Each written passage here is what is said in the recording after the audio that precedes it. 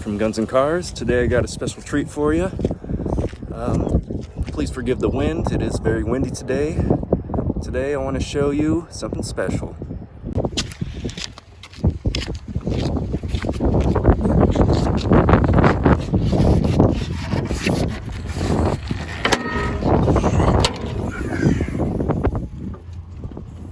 Alright, so here we are under the hood.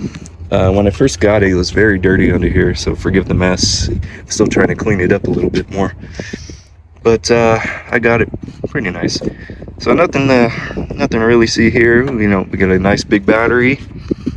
I'm guessing for all those accessories that it has, and it's a stock 3.5 liter V6. It's a Duratec engine. I drove it home. Hey guys, it's Jordan from Guns and Cars. I got my 2014 Ford Taurus SEL 3.5 liter V6. I was driving earlier today. I went to go run some errands and my check engine light came on, and I went to go pull the code at O'Reilly's, and what came up is a purge valve solenoid. It looks like it's fairly common on these cars. You know, with cars with aged solenoids and valves and all sorts of little things that you don't really think about that are emissions equipment always tend to go out on higher mileage cars. So it's just an easy fix. So first I'm going to start off with my 8mm socket wrench, and I've already kind of got it lined up. I figured out where it is, and we're going to go ahead and disassemble it and apply the new one. So let's get started on that. First we want to disconnect it. So disconnect the electrical, and there's one more, this pipe in here. It's a clip. You're supposed to push the tab in and push it all the way out, and then pull it out like this. Put it inside, or at least out of the way a little bit. And then you can start cranking out the old bolts. Don't lose them. Definitely have to reuse those.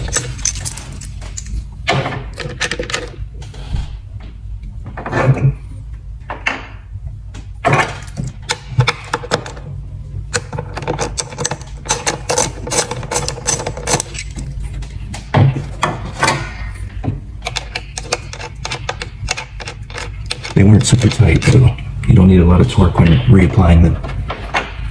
Don't over tighten. Alright, we should be able to wiggle that out of there.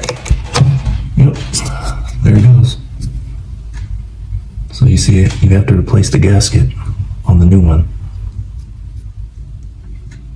So I'm going to put that to the side and start on the new one.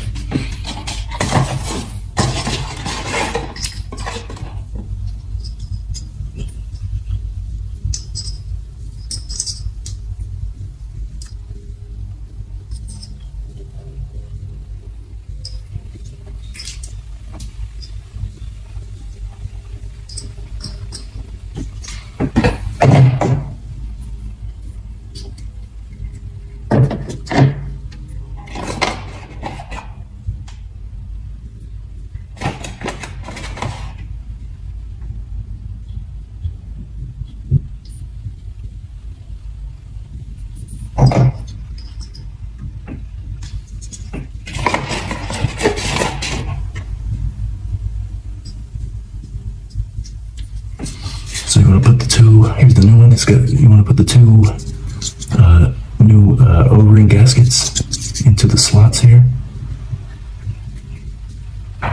These, the rubber, and then they have two little bushings that go in here. And put it at the bottom.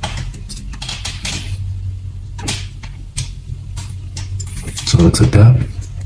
This is how it needs to look, right there at the bottom ring, in between the two pads. Then you want to insert it in.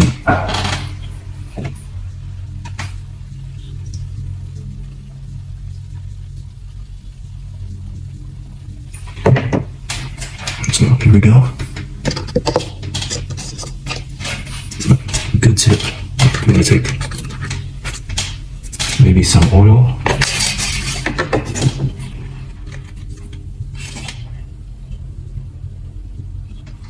You want to take a little oil off your dipstick and rub it on that O-ring before applying. So you just want to rub it in there, and now you can insert it. Make sure it's all the way seated.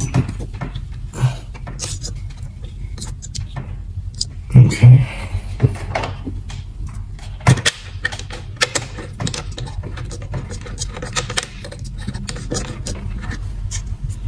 You apply your screws to their holes that they came from. Go ahead and torque the lid out. Not too tight though. Just snug.